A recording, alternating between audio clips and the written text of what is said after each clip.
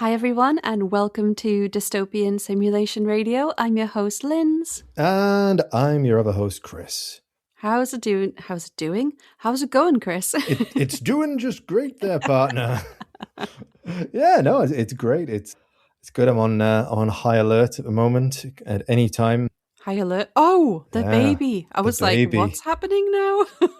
I want to see the baby. Very much. It could be at any point now. So yeah, just if I run away mid recording, you know why. Ooh. Oh my God, imagine that happened. An episode for the books. It would be. But yeah, everything's going great over here. How about over on your Swedish side of things? Well, I am the baby. I just got finished playing a bit of Pokemon, Chris. And I'm enjoying it more now. The new game. Now that you know about the satanic connection that it has. Yeah, it just makes it that much more thrilling to me. Not only am I collecting these beasts, I'm also worshipping the devil. Yeah. Nice. Nice. Which game are you playing? I don't know if I think it's Z to A. I honestly forgot the title. But you haven't remembered it since last week. I know. I looked at it and I went, oh, that's what it is. And then I just did not register. I'm just too tired. I'm just generally too tired to remember anything. But yeah, it's actually it's growing on me now. So yeah. Good. I've also been playing Pokemon. Oh. Not much because I have responsibilities, but I have been playing the odd half an hour here, half an hour there in the evening. Yeah. That's probably as long as I play as well, to be honest, just here and there to take a break in between serious stuff. I'm like, I need to do something. So I'm playing Pokemon Sword, and you asked me what my starting Pokemon were. Mm-hmm. And I do have a response for you. Okay. So bear in mind on this that I'm on route 2 in the game. So my pool of options is rather limited, and my starting 6 is currently a starting 4. Okay. What you got? So, do you remember the opening, the starters from starting Pokemon? I don't think I do. That was many games ago for me. So, the starting Pokemon from Sword are you've got Grookey, you've got Scorbunny, and you've got Sobble. I chose Scorbunny. That's out of character for me, I know. Yeah. See, I went with Sobble. What? Which one was that? Was that the water? Yeah, the water one, the little gecko-like thing. Oh, yeah. For a couple of reasons. Why did you go for that? Because it's the closest to Squirtle. Yeah, because it's the closest to Squirtle, and also its name, I can't help but hear in Rowan Atkinson's voice. Sobble. But he's going to evolve. He's not. You're going to keep him. My sweet child will be a level 100 Sobble. Wait a minute. That in Sword, you can add friends, right? I still have my Sword game saved. Oh. So I could actually trade you some Pokemon that you can't handle. Have you got Sword or have you got Shield? I don't recall, but I feel like we would have chosen the same one. Probably. Yeah. So yeah, Sobble is my opener. And then I've got a Rookidee. Oh yeah, God, and it's all coming back to me. Yeah. All coming back to me. God damn it. Because it's the closest to Pidgey. Yeah, exactly. Find. It's just the Pidgey of the game. Yeah, it's a Pidgey of the game. And he looks pretty badass. Mm-hmm. And then, just because he's got a dick on his head, Chootle. Oh, that game was good, though. I do think we should check. I'm pretty sure that's where you could start playing with people IRL. Oh, okay. So Cool. Figure it out, and we'll meet up in game. You as a noob and me as an absolute master, as usual. Right. Hold on, I'll be putting out my. You'll never be able to beat my level 8 Yamper. Yamper. Which I caught just because it was so stupid. I had to catch it. It's cute though. Is that the little dog thing? It's a little corgi. Yeah, the little who waves dog. his butt at you. Remember your friend who let me hold his corgi? Oh, I had a friend with a corgi? Yeah. It was a boyfriend of your friend, I think. At a market we like to frequent, and he let me hold his corgi. Oh, yes, I do remember this. Yes, so cute. Yes, I do, yeah. Oh. Best day ever. Didn't electrocute you though, did it? No, but I have a way with Pokemon. So I'm so happy. Honestly, I'm so happy that we can talk about playing Pokemon again. I've no Yeah. one apart from one Norwegian friend that I can talk to about No, like every Pokemon game that comes out. So no, I'm back into it again. I've entered yes. I've entered into the world of it, and Mhm. I believe you've been entering into a world that I've been a fan of for a long time as well. Have I? Certain Twin Peaks. Oh my god, I thought you were talking about today's script and I was about to burst out laughing. I was like, "Oh, I didn't know that about you." Yes, Twin Peaks. I have I've seen it before. You lent it to me, Mm. but it's just dissolved in a PTSD somewhere and I had no recollection of anything. And I watched all of season 1 and I've started season 2, so I binged it, as you can tell, on a weekend. I was like, I couldn't stop watching it. So And yeah, it's so good. And now we can do a bonus episode we where we are. talk about it, That's what we're Chris. gonna do after this. We're Yeah. gonna record a Brucey bonus episode, which kind of brings Brucey us. bonus. Nobody knows what you're talking about when you say Oh, there's a couple of people out there. A couple Oh, of people good. do, and that actually brings us quite nicely to talk about our Patreon. Ooh. Oh, so of course, you can get any images associated with this particular episode over at on Instagram at d.s.radio. That's our handle. I'll remember it this week. And then if you really want to support us, you can go to patreon.com/dystopian simulation radio.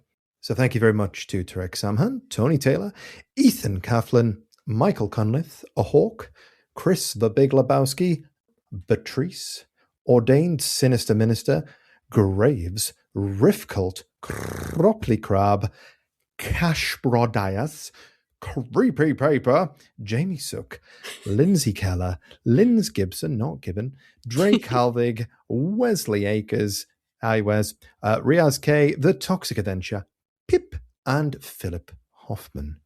Thank you all very much. You're all members of either the early supporters, which really aren't early supporters now, like 4-5 years into the podcast, however we are here. But hey, I don't know how to use Patreon and you're taking advantage of it. No problem. But you do get the additional content when we put it out there if you're on the £5 Bob Balls tier. So that is most of the people on that list, but we still love you if you're an early supporter. However, Linz, Okay. I've got a few people that I need to address right here. Right Uh-oh. now. What's happening? Okay. Now you listen here. Everybody, come close.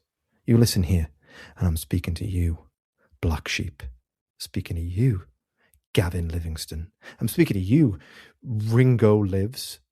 I think that's your name. It's not Ring Olives. It must be Ringo Lives. And you, DJ Herring. And you, Anders Hansen. And Blair Do. You better believe I'm talking to you. Tammy B, J.O.D., Regime Forfeit, JL, and Aiden Tell Her. Listen, all of you are on the free tier. And you're enjoying exactly what right now? What are you enjoying? Nothing. Previews of other things. So I'm in no way, shape, or form forcing you to dig into your pocket. I am saying if you want to join us over on the regular thanks and not on the naughty list, then come over and join us over at Patreon, over at patreon.com/dystopian simulation radio. We do appreciate you, whether you are Bob's Balls, whether you're early supporter, or if you're one of those free tiers. You're insane. Yeah. There's a couple of other people on that free list, but they have supported us in the past, so I'm not calling you out this week. He's coming for you. Jean-Philippe. Got your fucking number, mate. Oh, you actually, you're slaying me in the intro. Okay, now that we've got all that over with, Chris. For now. Got a question for you. Yeah. Are you sitting on a gold mine? No, it is a Herman Miller chair. Who's Herman Miller? It's the man who makes chairs. Okay. What would you say if I told you you possess a talent that could make you rich and famous, that right now you are sitting on an absolute gold mine. If you just sharpened up your skills a little bit, you could be rolling in it, Chris. I would say, snake oil salesman, what are you selling me? In fact, it's not only you that possesses this monetizable talent. It's, well, pretty much all of us. We just haven't learned to harness it properly. I have never, ever heard my arsehole described in such a way. I'm sure you have. We don't talk about those days. I was never confused. You walked right into that one. That's what she said. Wait, what? Have you any clue, Chris, what your secret talent could be? Oh, right. So it's something that everybody can do. So it's not unique to me. I'm sitting on it. Is it? Well. Is it selling pictures of my feet? Are you sitting on your feet? Kind of. I mean, I'm sitting on my keister. Is it selling pictures of my booty? Well, is it shaking it for cash? Sticking out the window and waving and see what I attract? Where are we going with this? I'm sure you could make something from doing all that, but no, Chris. Before I reveal this talent to you, I must first introduce you to a man who is remembered fondly for being the best at this mystery talent. Okay. Let's meet Joseph Pujol. First, I would like to start with an image of our man Joseph. If you would be so kind as to describe him to the listeners, please, Chris. Of course. Okay, let's take a look at you, Joseph. What have you got for me? Why'd you sound like such a pervert freak? What you got for me, Joseph? Here comes Jojo. Ah, okay. So this is a rather old-timey image. I might guess that maybe it was taken...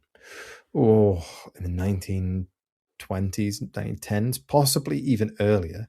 There's a gentleman, and he appears to be potentially stood on some kind of stage in a theatre, or he might just be, again, a wall with moulding. I can't quite make out the background.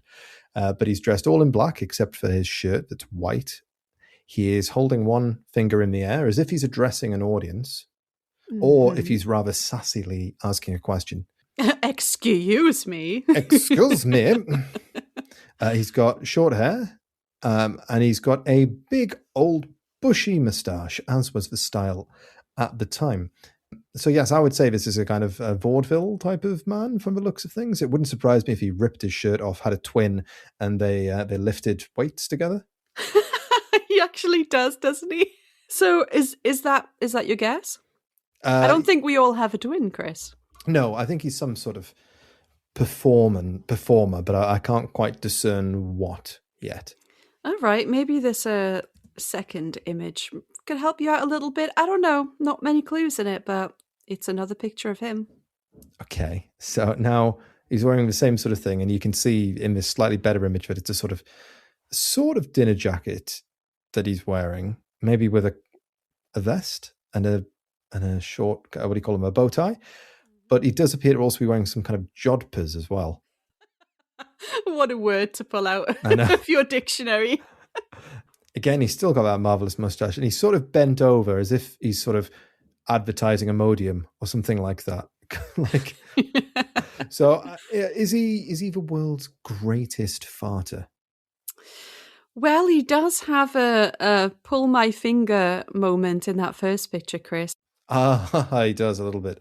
But to answer that question, let's rewind back to Joseph's childhood for a hint. Okay. So,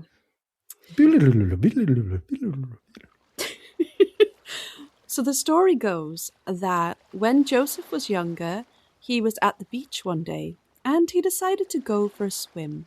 He took a big gulp of air and submerged his head under the water when suddenly he felt an icy sting in, his bunghole. In shock, he hastily made his way back to shore, and while running on the sand, realized that seawater was spilling out from his rectum. He was shocked and confused, but tested the theory again and realized he could suck water into his a-hole and shoot it back out, kind of like a dolphin's blowhole. Your kind of guy, eh, Chris? Oh, okay. And what do we know about dolphins' blowholes on this particular show? He would later, you'd have to subscribe to the early Patreon for that. Mm. He would later pull out his newfound talent as a party trick when he served in the army, sucking panfuls of water into his rear and shooting it out for the enjoyment of his fellow servicemen to their great delight. He also came to realize that he could not only suck up water, but air. So yes, our man Joseph would go on to become a flatulist. Oh. Well done, Chris. Well done. Thank you very much. Thank you. You can spot a farter in a picture. I'll give you that. That's right. So, he was good at it, right? So, Joseph decided that he would take this show on the road. So, he left behind his later job at a bakery to pursue the stage. He debuted his talents in Marseille in 1887, and people could not get enough of it. By 1892, he was ripping ass for cash at the Moulin Rouge. Yes, you heard me. The Moulin Rouge. So in between burlesque sort of can sort of things, I mean, I don't remember this from a movie when I was forced to sit through it. I probably would have enjoyed it a hell of a lot more. But Hugh Jackman singing did sound a bit like a elongated, prolonged fart. But so you telling me that between acts they'd be like, and now the Great Stinko. You know, that stage name that you guessed isn't too far off. His stage name was Le Pantoman, which basically translates to Fartomaniac. The Fartomaniac. Okay. And we have, this is rare for us, we have a clip. Oh, please tell me it has sound. I don't think it does. It was an absolute blur writing this script, Chris. Did it in about 2 hours. So if you could just, you might have to describe it. I'm assuming it doesn't have sound, but it shows you, it demonstrates what some of the things he was doing. Okay, so I'll watch with you. So starts off with a nice little farting noise, and somebody's introducing him. Yes, he's farting into a giant cone. Everyone be quiet, be quiet, be quiet. He's just getting warmed up. Now he's ready. And he rips a big one. There it goes. He's doing the Hulk Hogan cup to the ear. And then like the rest of Hulk Hogan's career, a giant wet fart. That was very much acted and filmed like a Monty Python sketch. I fear it might have been a large inspiration for a lot of people. Okay, so basically, it's at its most base level, it's a man farting into a cone. On command. On command, Chris. But he's being very theatrical about it. You know, he's kind of getting the crowd into it. You know, he's very much like, you know, the lead singer of a band that's sort of like saying, "Oh, you wouldn't want me to play our greatest hit, would you? No. You know, what are you saying up there in the stands? What do you say? What did you say there in the front row? You do want us to play it? Well, you're gonna have to make some noise. You have to make some noise. Come on, you're gonna have to earn this one. I mean, we never play our biggest hit." I mean, honestly, the fact that people would go to the Moulin Rouge to watch a guy fart into a cone. I mean, I suppose it's kind of like I don't know. I dare say not many of them went just for him, but it was probably a bit of a 3-ring circus type of thing. It's like you had your can dancers, you had your 3-ring circus. Yeah. It's a ring of fire, I'll tell you that. You know, you probably had like a comedian or a compare or something, and then it's like, and now the farter. Yes, the Fartomaniac. But Chris, like, I may have been lying a little bit in the beginning when I said that we were all sitting on a gold mine, because it does take a very special skill, and I'm assuming a special type of body to do this.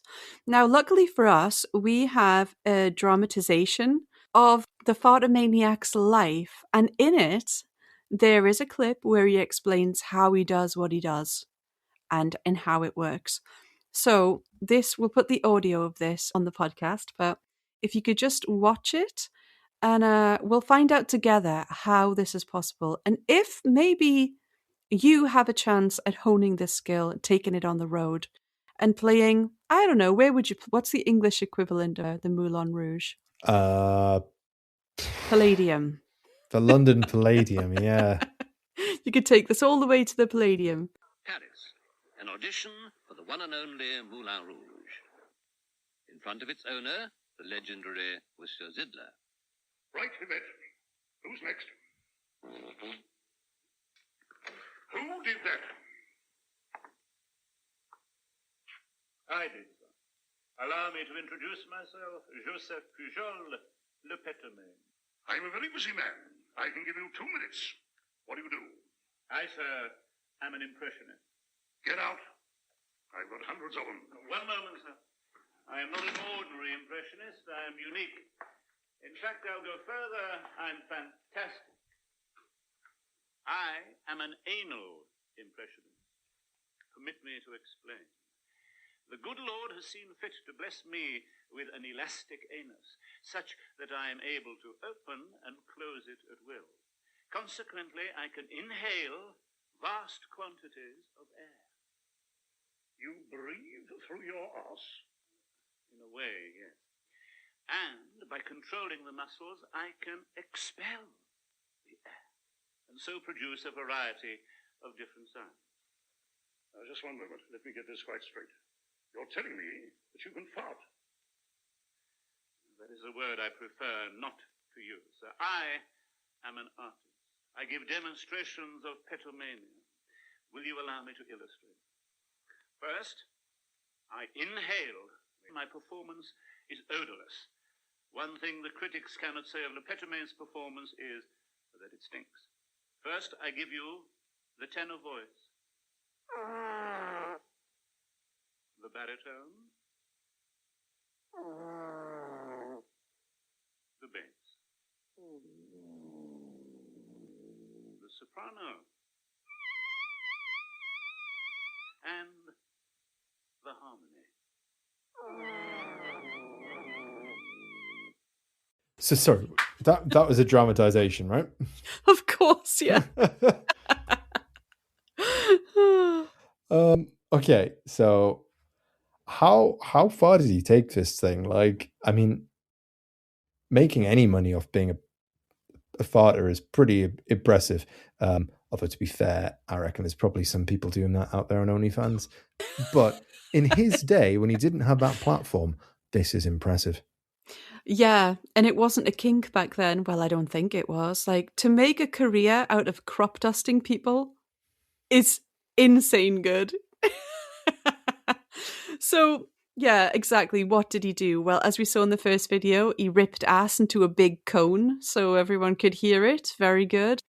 He could toot some famous tunes of the time, could do whole songs. People loved that, apparently. He could play a little ocarina that was like hooked up to a rubber tube shoved up his butthole. Jaxie. Yeah, Jaxie, that's a good one. And he could also blow out candles from a distance. Oh, okay. Amazing, right?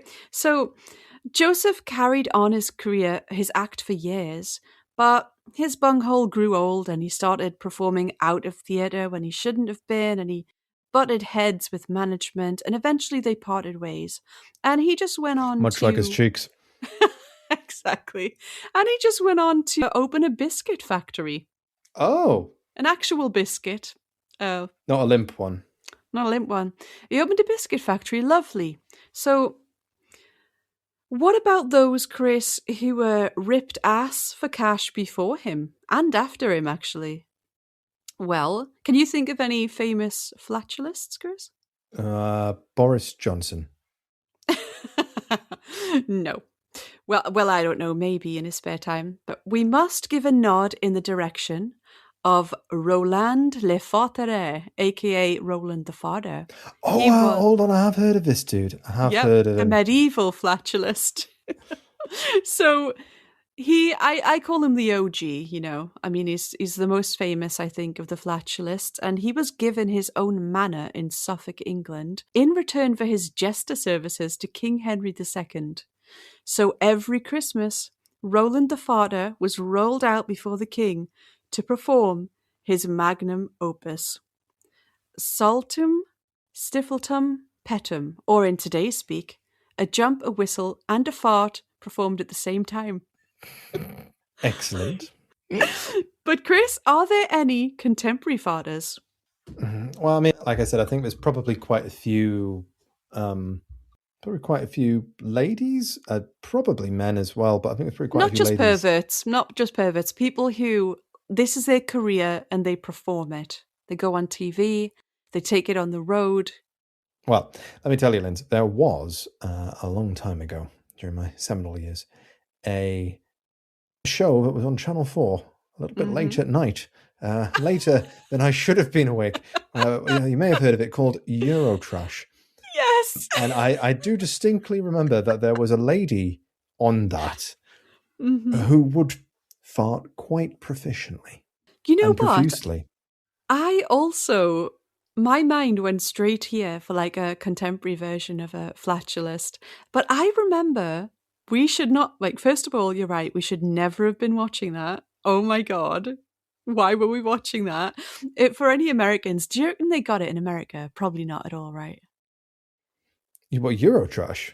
Yeah. No. Do you reckon? No, not in America, I don't think. Well, not unless it was on some other... I don't know, it might have been exported to, like, I don't know, Channel 4 US or something if they had it, but... Yeah, look it up if you want to understand why it's so bad that Chris and I were watching this when we were very young. Roll up and see the amazing Mr. Methane. Short bio before we get into the clips. Mr. Methane, or Paul Oldfield, just like you and I, hails from Blighty. He's English, doesn't it make you proud? So... he discovered his talent while practicing yoga as a teenager, and his first performance was a humble 20 rapid-fire farts per minute in front of some mates. He went on to become a train driver for a living, but he simply couldn't ignore his true raw talent, and in the early 1990s, he let rip. Soon he was touring, appearing on TV shows in England and Australia, and, well, pissing a lot of people off along the way. For example... he once performed a cover of Da Do Ron Ron by the Crystals with the British comedian Frank Skinner. Throwback. The song was famously written by music industry nutter, allegedly, Phil Spector, who was famous for traumatizing the Ramones, allegedly, while they recorded an album with him. Spector received a Lifetime Award for Da Do Ron Ron. And it was living rent-free in his head, that gassy cover, because he proceeded to rant about Mr. Methane's desecration of his work, because he tooted along with it on Skinner's chat show. And don't worry, Chris, we have this rendition. As I continued getting deeper into this script, I was like, what am I doing? Why am I doing it? It all started off so well. But Chris, we're about to witness, I guess, art. Or arse, in its purest form. Arse in its purest form. Okay, let's have a look at Mr. Methane. And a very young Frank Skinner. I met him at a party and my heart stood still. Somebody told me his name was Bill. Oh, my heart stood still.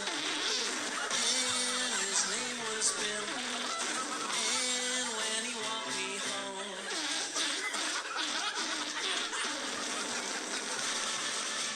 he knew what he was doing when he... Well, okay.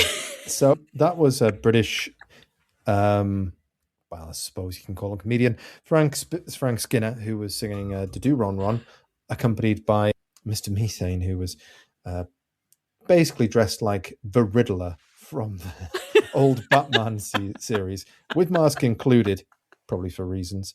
Yep. And was farting for harmony. Each line, I should say, in a call and response, along with Frank Skinner. And it was amusing for about 4 seconds. So I was quite, and I'm a big fan of fart jokes, but I was glad at one point they introduced throwing baby powder, although maybe not so good now, given the fact that it'll kill you, onto Mr. Methane's anus, so that you could see a visualization of the air being pushed out. I do think the expression on his face, I thought he was going to have a brain aneurysm. This is exactly how I felt when when you read about the Fartomaniac, it's funny, right? You see that little clip. It's funny. It's stupid. He was at the Moulin Rouge. When you read about the jester, hilarious. He had one job at Christmas, got a manor out of it. Very funny. However, when you listening to an entire song of a man farting is so painful. It's so painful. I think Frank Skinner himself probably realized during that performance, in a suit with a full-on live band behind him, holding a microphone, making direct contact with some guy's anus while he farts. It's peak what I would call mainstream British television, which is painfully unfunny. No, I disagree. This pained me in a way that I never thought it could. That's what I mean. It's like, it's the type of thing that they put on mainstream TV, and like a certain section of people will go, "That is amazing. Oh, isn't Frank Skinner the funniest? Did you see that farting?" I mean, like, it never stopped. It did not stop. And I don't know if that was canned laughter or not, but people seem to be really enjoying it. So Mr. Methane Chris, he's 60 now. He's still going. And he has a website here that we can look at together if you could describe what you're seeing to the people. And this website is a treat. Look at it. Oh my goodness. So firstly, it's a straight up GeoCity site to begin with. So he has a live fart show. You have the ability to book him for your event. Looking for an unusual variety act? Book a live Mr. Methane fart show, or an after-dinner talk from the Windy One about his unusual 20-year career at the bottom end of show business. And then there seems to be a video of him on possibly Russian television blowing out some candles. Don't skip over the images at the top, Chris. Oh, sorry, yes, at the very top. Sorry, I thought we were going to go through all of these different ones here, because I noticed there's other things such as fart in a jar and video greetings. Oh, we'll get there. There are, so in the top right-hand corner, there are two turds that are screaming, and then there's also a toilet brush that's laughing at the whole situation. Yeah. And as you said, there's a Russian video. He's been to Russia blowing out cake candles with his ass. I bet you that's a peak of Russian comedy as well. I mean, I really, feel like they would thing. watch that and not crack a smile at all, because it actually made us angry. Yeah. But no, they're smiling. They're all laughing. I mean, if Putin's a fan. Putin? Tootin? Putin. He should have went on as Tootin. Oh, maybe. Tootin and Putin. And now you're in a gulag. Yep. A poolag. A poolag. Yep. So, scroll down and tell the people what you see. A variety fart show. He says he performs a flatulent show using the same technique as 19th century farter Joseph Pujol, who we started off talking about today. He possesses the rare ability of singing from both ends, putting the art into fart. Rock, pop, classical sections are included in his musical repertoire, which, combined with a stunning visual display of candle snuffing, talc blowing, and the incredible dart fart, guarantees a reaction from any audience. Now, unfortunately, we can see a little gif or gif of the dart fart underneath, and I draw the line here. I want to... I mean... Yeah. So at this point, this little gif or gif has it's got an audience member on his knees with a giant balloon on his face. Luckily, he seems to have some protective equipment over his face as well. Whilst Mr. Methane is legs akimbo on a table with some sort of like blow dart gun, the type you might find in the Peruvian rainforest, inserted into his rectum. Cheeks out, by the way. Yeah, cheeks out. And he is very, very obviously, I'm stalling because I can't find a way of putting this. He is shooting a dart from his anus and blowing the balloon up. And it's a short GIF. Literally, it's 2 frames. And then, he's talking about how he's got TV shows and he's just private gigs. It's a picture of him blowing out blowing out candles, 4 candles. He's blowing out candles with his ass to celebrate a birthday. I would not eat that cake. Honestly, it's so gross. Yeah. I feel like most of the private ones have him with his anus actually out. Yeah, I feel like it's gone too far. But Also, the ones on right, TV, he has to cover wear his pants, ass, yeah. which perhaps is getting in the way of actually the performance. Oh, there's some wonderful quotes down here. Mm-hmm. This one's from Howard Stern. Mr. Methane, you are a genius, a true star. Kelsey Grammer, a.k.a. Frasier, says, these can't be real. Farting is the first thing we laugh at in life and probably the only thing we can always laugh at. Mr. Methane will blow you away. Simon Cowell said, you are a disgusting creature. Bobcat Goldthwait said, Christ, have I got to do a Bobcat Goldthwait impression? Jesus. Oh, for Mr. Methane. Mark Radcliffe, I don't know who that is, says a pumping prodigy, which I feel like maybe he was reviewing the wrong thing, if that's what he was saying. Chris Tarrant, the English host of Who Wants to Be a Millionaire, said, I wouldn't want to be stuck in a lift with him. And Sacha Baron Cohen, a.a. Borat, has called him the Emperor of Anal Emissions. I'm calling shenanigans on these quotes right here. Can you look it up quickly and see if they actually ever said that? Let's have a look. I'm going to choose Sacha Baron Cohen. Yeah. So all 3 results are from Mr. Methane. He's like, I swear they said it. Yeah, apparently he has his own fart app as well. Oh, you're kidding. Like, you see, I lost interest after one clip that I'm going to show you before we wrap it up. But yeah. So if you could quickly go to a fart in a jar, Chris, and see how much that'll set you back. Sure, let's have a look. Fart in a jar. Why not? Why not? A genuine gaseous guff from Mr. Methane, the world's only performing flatulence in a screw-top glass jar with a signed certificate of authentication enclosed, and also includes a short video of Mr. Methane blasting his ass gas into your jar before sealing it. Oh my God. $69.95 in the UK. All I'm saying, Chris, or is $74.95 worldwide. You got a birthday coming up. Well, don't get me this. Oh, God. And when he says short video, Chris, they're actually around 5 minutes long. Wow, well, that's a lot of gas to fit into that jar. He does a full-on skit for anyone who buys one. It was actually, I had to skip through it. I was getting uncomfortable. Oh. And the poop and the toilet brush are there. For some reason, a flamingo when he makes these videos. I'm not going to make you watch one unless you want to. No, I'm okay. I'll take your word for it. Your review is enough for me. Do you know what the thing about this is, right? What's that? Like, I'm going to send you a picture here. Hold on.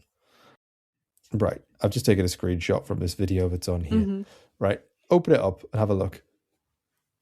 That mask is doing absolutely nothing to hide his identity. I mean, literally. If he wasn't wearing green, you'd be like, this is a sex thing. And he'd be like, he's just wearing that so that he's got plausible deniability. Honestly, right? It's like the way that he's just laying on his back in all of these, like, appearances. He's laying on his back with his legs up in akimbo, just ripping ass, and he has people. I'm sorry, right? I don't know how bad mics were in the 90s, but you do not need to make contact. Like, they're No. literally making contact with his bunghole. Like, he's obviously told them, make sure you get real close. Like, and then another man just like sprinkling talcum powder on. It's like, I honestly think we need a deeper dive. I think this could be like No, let's twisted, not go any perverse- deeper. true. We need to get elbow deep in this case, Chris. Ugh. Like, seriously. Okay, so the last controversy here before we wrap this up. So in the early 1990s, Mr. Methane got himself into some more controversy when he appeared on Ikväll, which was a Swedish talk show. So he farted his way, of course, through two tunes. He did "Da Do Ron Ron," his favourite, and "God Save the Queen." The fascist regime. Among the guests on this regular Swedish talk show was then Foreign Minister. It disgusted the nation. After it was aired, the station owner made a personal phone call to the host to confirm that it was not him who had organised Mr. Methane, because the pair had beef, apparently. They weren't on the best of terms, so he didn't want them to think, oh, it was me, I was just trying to embarrass you. So let's take a look at what I think is the most cringe-worthy clip of this whole thing. Okay, so here we have that famous clip that everybody hated and was disgusted by in front of prominent people. He's representing us, by the way, Chris. This is England being represented over here. Proper England.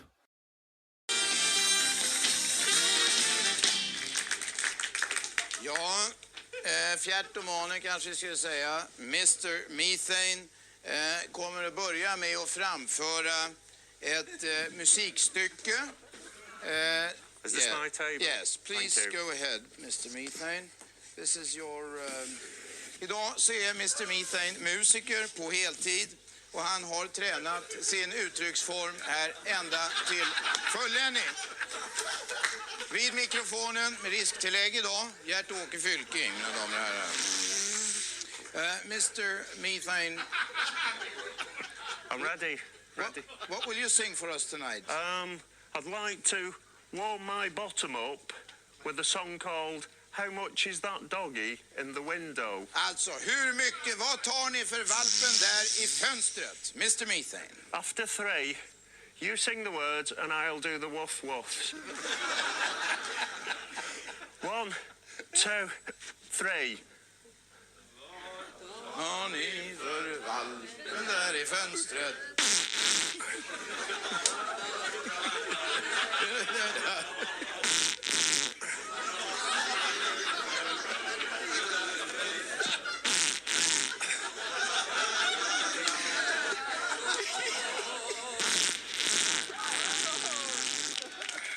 Did you say this is Swedish? Yeah. So you can understand this word for word? Yeah. Oh, congratulations. I'm going to tell you, the Swedes are absolutely loving this. Afterwards, people were disgusted. We're very polite people. Right, okay, I'm just skipping ahead. Yep. Oh, God. Right. I was doing the Frank Skinner bit. Yep. Well, you get the idea. Yeah. And his mask was even smaller back in the days. I don't know what happened to his head. You know what? Listen to go to about 7 o'clock. 7 o'clock. Sorry, 7 minutes, and press play. Just listen to his voice. Right, here we go. Right, pause it. Mm-hmm. He sounds like a more higher pitched Ringo Starr. If it was down here, One other man. I've only heard of one other man who's very shy. I think his name was Paul. Linz, this episode stinks. But Chris, the burning question. Do you think you have a shot at this as a career? I mean, I'd like to think that maybe my current career is a little bit better than this. But then again, I'd probably be wrong. I think, you know what? Give it a couple of years. If it all goes wrong, then I think this is plan B. You have to get practicing then. Get me A trip to the beach. Feed me a trip of beans. A trip of beans? You said trip in the middle of a sentence. 7 o'clock, a trip of beans. 7 o'clock for a trip of beans, my old mucker.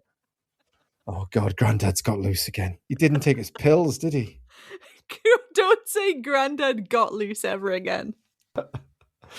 Oh, I can't remember what I was saying, but whatever it was, I mean, it was a point. You know what? I feel like back in the 1800s, being a flatulist, and even the medieval era, it was a lot more fancy. You got a lot more for it. You got a lot more respect. You could be at the Moulin Rouge. You could have a manor. But as soon as it hits the 90s, the fart jokes they just don't land the same. I mean, people did laugh on these TV shows, but I genuinely think it was probably out of awkwardness. And most people complained and were disgusted by it, as disgusted as we are now. Are we really doing farting? Is that it? Is it? Yeah. Is that what we're doing now? Is this what I pay my TV license for? Like, seriously, what a time. But obviously you're not seeing that on TV now. We've moved past it. However, I do find myself, I just think the level of it has gone up. Like, I do find myself laughing at these reels still. I'm still laughing at fart reels on Instagram, but it's more sophisticated. Oh, no, let me just clarify my position on this. I think perhaps you're thinking potentially I'm some sort of prude, but I'm not. I do enjoy a good fart joke as much as anybody else. And a well-timed one, bellissimo. But if it's your whole act... Maybe. Your whole act, Chris. It's your really? whole act. Maybe, just maybe, it's not going to take you very far. But I mean, to say that, this guy's made a whole career out of it. I was about to say, he did not go back to driving a train. No. I mean, you've got to ask yourself, does this beat driving a train? Well, when I was looking at because you know the videos that he makes that go along with the farts in a jar. I can't believe I'm saying this. That go along with the farts in the jar. He puts them on YouTube for the people that want them up there. He has a channel, and he was on like fart in a jar 250 something. I'm pretty sure. Okay. So he does a lot of these, and God knows how many he does privately. I do want to know if he has like an OnlyFans where he doesn't wear that costume and he just sells them or makes videos. What? Like he must do. What's the name of that woman? She was really big a few years ago on internet, and then she started off on OnlyFans. I don't know what. Belle Delphine? Yes, that's her. The bathwater. Yeah, I mean, she made what, thousands, if not tens of thousands. Actually, more. I watched an interview with her, and well, so she says. She said that she could never get the money from PayPal. Oh, I don't know if that's still the case, but I remember like watching that and being like, "Oh my God!" I think it was like a Cold Ones interview or something. If anyone listens to that podcast or watches it, it's Unhinged. But yeah, apparently she didn't actually. I'm sure she makes a shit ton of money anyway, but yeah, it's kind of like that, isn't it? But a 60-year-old man with farts. Oh, there's just a headline that I've come across here. Doing a quick Google search for it, I've realised, shit, I wasn't on incognito mode. That's going to come back to bite me. Woman who made 6 figures selling her farts in jars, hospitalised by her work and forced to retire. So, I mean, my gosh. It's not the easiest job in the world. I mean, obviously, if you're using jars as well, I mean, there's the obvious danger of, the one man, one jar scenario. Oh, Chris. I watched an interview with him as well. I'm not sure where. Oh, no. He didn't just demonstrate. I think it was Wang, actually, who made a video about it. Yeah, that sounds right. Yeah, and then the guy said that he was like, he did it before, like, work one day. And that happened. Like, just before work, might do this. And he did, and it didn't go well.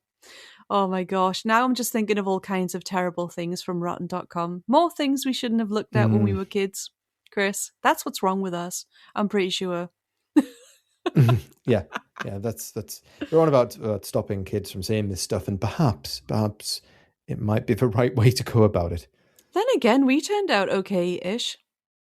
Ish, yeah. Ish. Yeah. Yeah. We host this podcast.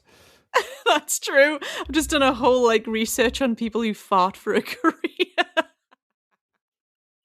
But yes, Chris, let's wrap it up, eh? This was the story of the Fartomaniac and those who ripped ass before and after him. Oh. Wonderful.